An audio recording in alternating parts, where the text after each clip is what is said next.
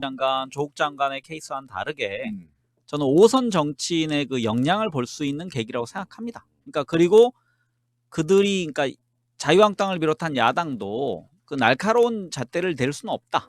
왜냐하면 20년 국회의원이라는 공직을 가졌던 사람이 저는 큰 비리가 없을 거라고 생각하지만 자유한국당이나 언론에서는 또 아주 미시적 그 현미경을 갖다 대고서 사소한 거리들을 찾아낼 겁니다. 그리고 서성한 남편 서성한 변호사가 2011년인가요? 그때 그 세금 체납분 뭐 이런 게 있어요. 근데 알고 봤더니 서성한 변호사는 무료 변론을 많이 했습니다. 정읍에서.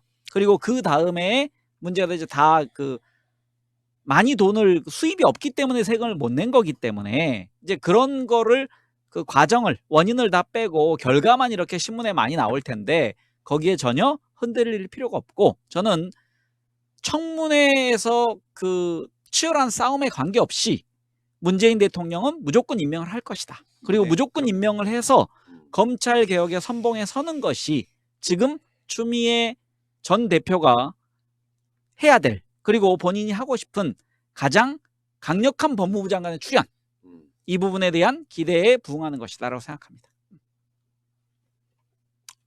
전 추미애 장관님 용단에 너무 감사드리고 조국 내란 보면서 사실 그 누구도 용기 내기 힘들었던 부분인데 지금까지 뭐 보여줬던 모습들 가지고 생각을 하면 충분히 청문회 당당하게 돌파하실 수 있기 때문에 그리고 이후에도 조국 장관이 얘기했던 나보다 더 강한 사람이 올 것이다.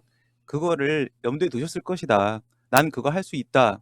라는 믿음이 있기 때문에 다 내려놓고 오신 거다 생각하고 감사드리고 잘 하실 거라고 믿습니다.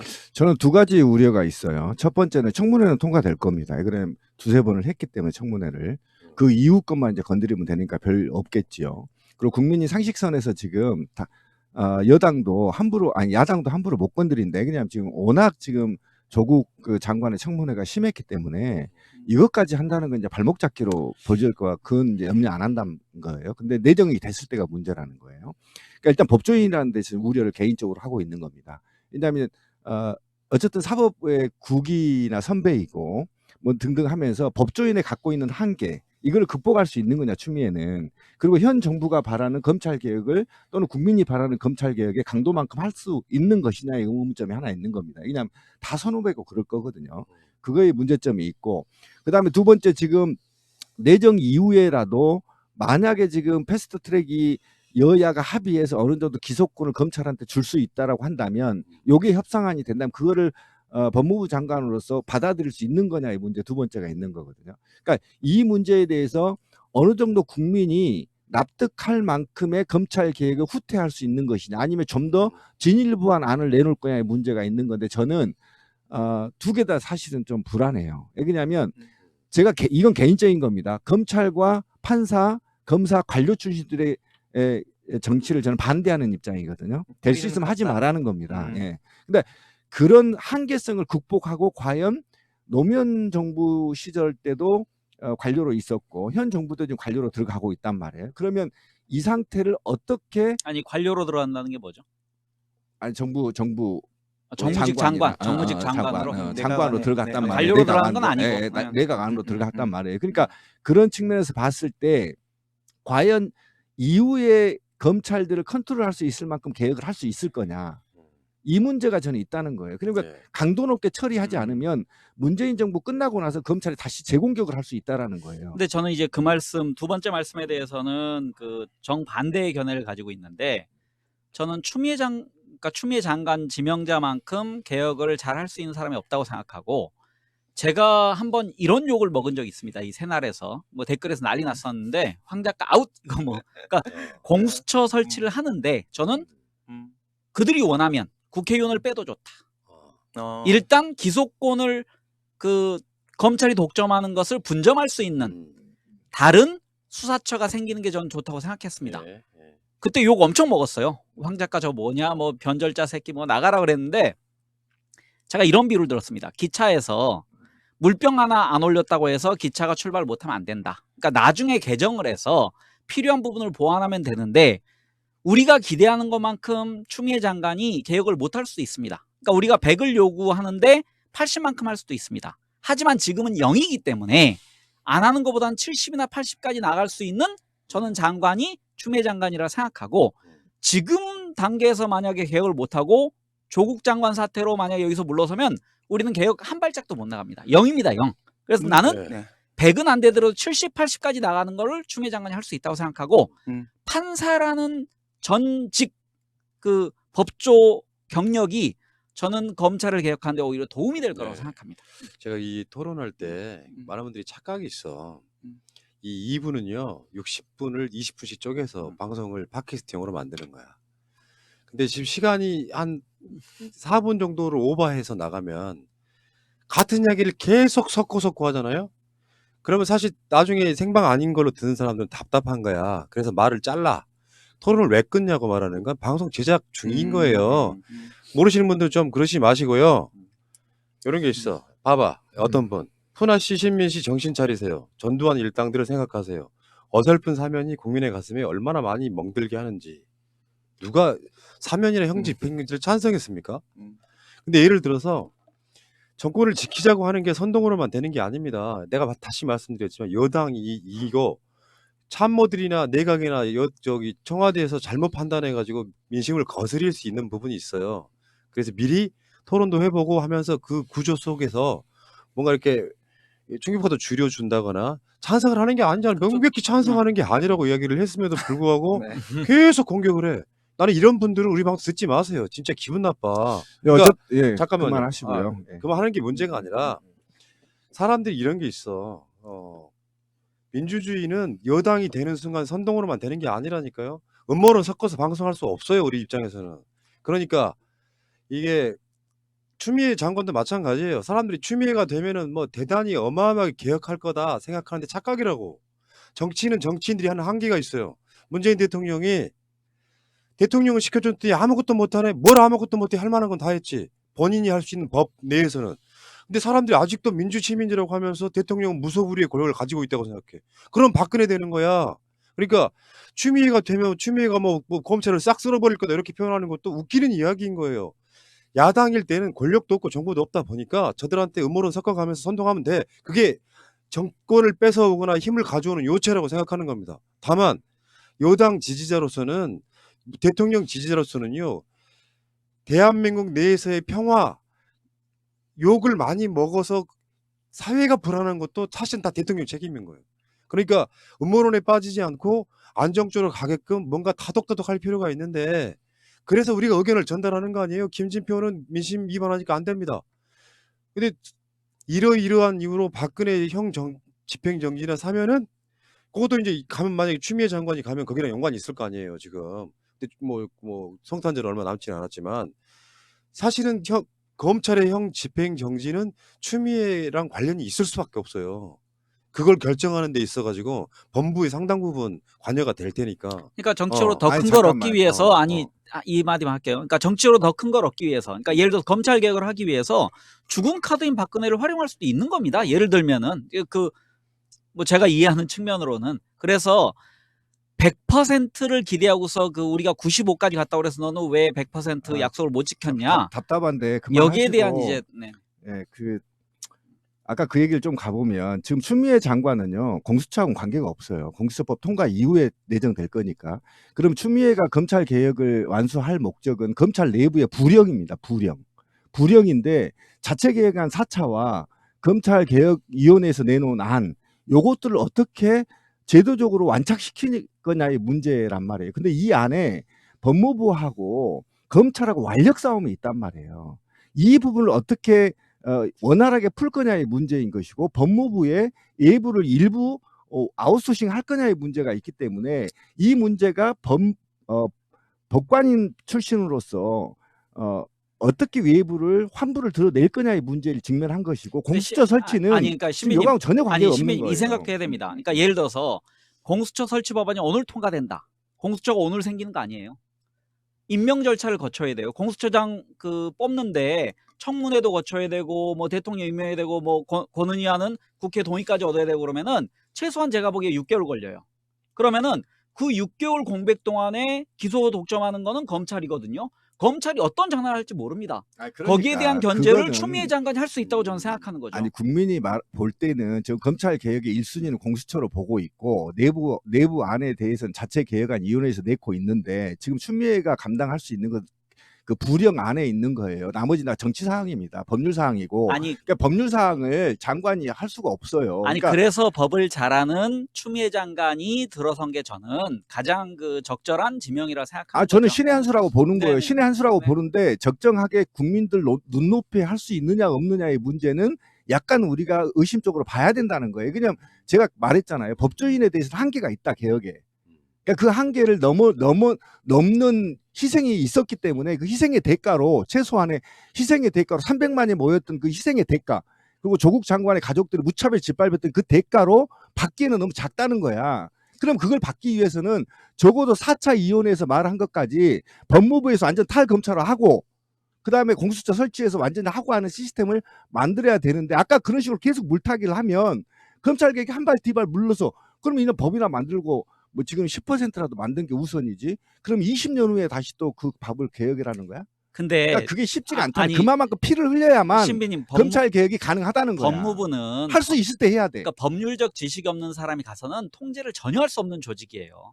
그러니까 그 독일처럼 국방부 장관을 민간인을 내세울 수 있어요. 여자를 내세울 수 있어요. 하지만 대한민국 지금 현재 검찰에 관련돼서 통제를 하려면 그게 에리트주의라고 난 싫어. 법관이 아니면 왜 꼭 법관만이 법무부 장관을 해야 되냐고. 나 웃겨 죽겠어. 그러니까 법관 아닌 사람을 세웠잖아요. 박상기 법무장을 세웠고. 대통령이 행정가야? 아니잖아. 행정부인데. 그러니까 박상기 법무장을 세웠는데 지금 아무것도 이루어진 게 없다고 생각하잖아요. 저는 물론 박상기 법무장이 한 게 있다고 생각합니다. 검경 수사권 조정안에 대한 틀을 마련했다고 생각하는데 그건 사람에 따라 미진했기 다른 거지. 때문에 조국 장관을 세우고 싶었고 하지만 조국 장관이 정치적 그 격동을 겪었고 그래서 저는 더 센 카드로 추미애를 내세웠다라고 생각합니다. 그러니까 추미애 내정에 대해서는 누구도 나는 내 개인 방송에서도 아니, 근데 추미애 지금- 신의 한 수라고 했다고. 지금 말씀하시는 게 예. 추미애의 그 법관 경력 때문에 나는 반대다라고 말씀하시잖아요. 그러면 아니 위험하다는가 반대한 게 아니라 이게 국민들의 의식 수준만큼 개혁이 돼야 되는 거냐의 문제를 약간 의심 있게 봐야 된다고 한 것이 누가 반대를 했어 지금. 반대한 그런 게 거잖아요. 그러니까 지켜봐야 된다는 거야 추미애를.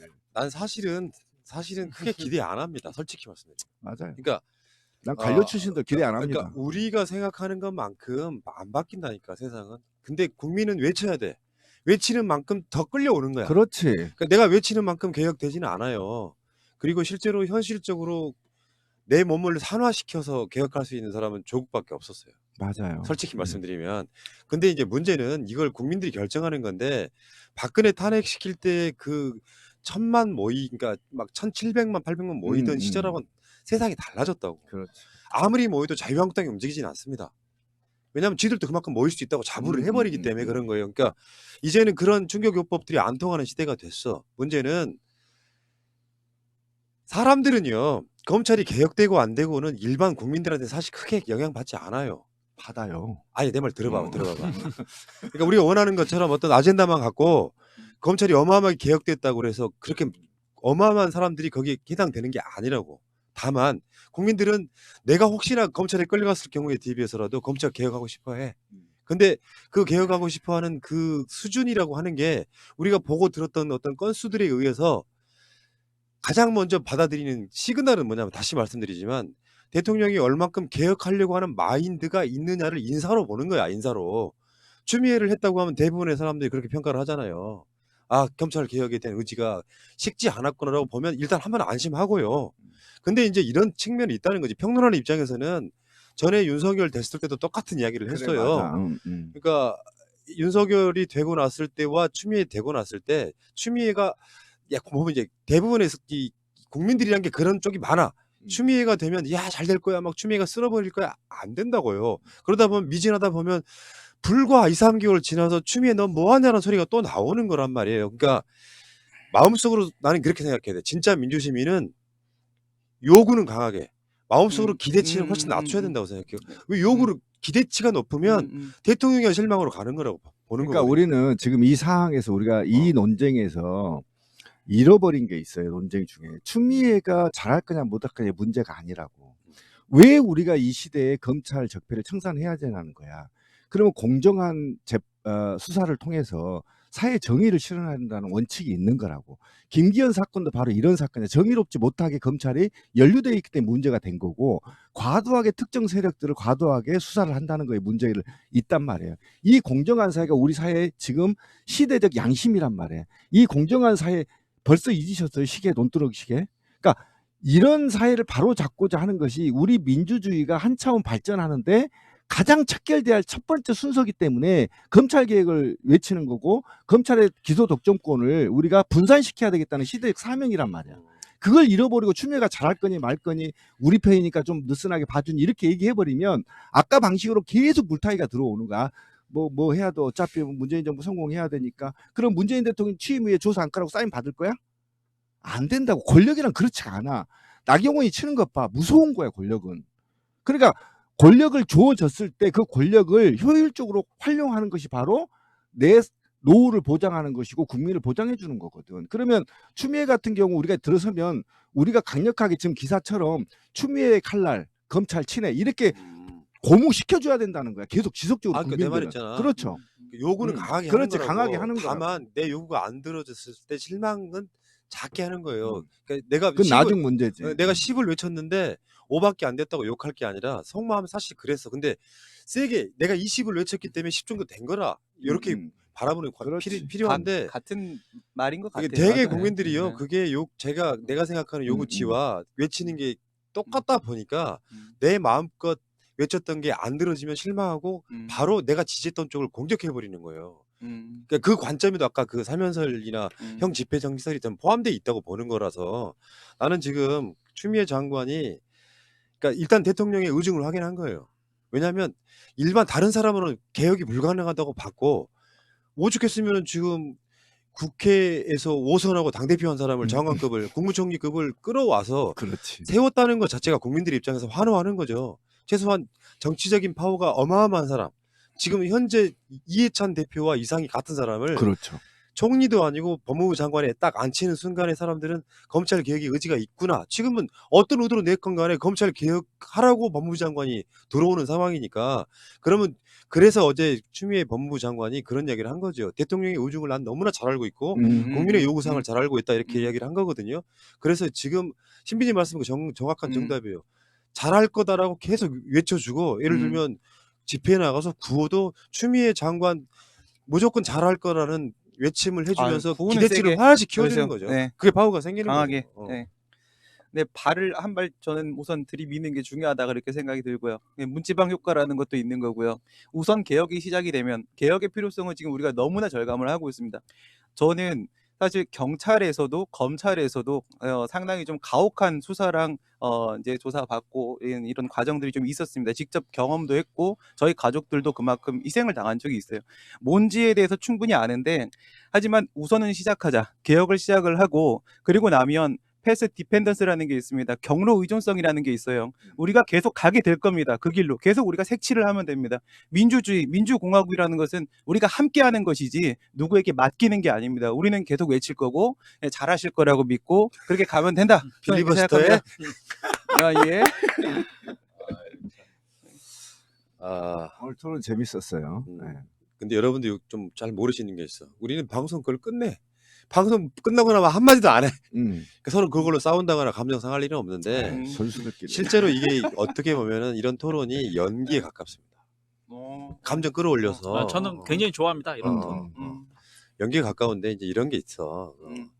좀 민감한 아젠다를 꺼내면은 상당 많은 부분들이 빙의 돼가지고 그런 이렇게 다양한 토론하는 사람들 막 공격하는 형태로 가면 안 돼요. 드라마 보듯이. 그러니까 우리 방송의 전제는 다 생각이 똑같은데. 그러니까 바로 오늘 그 신민 말도 내 이제 부정을 하면 현행 잘된 법을 또 다시 새로 자한당이 시작되니까.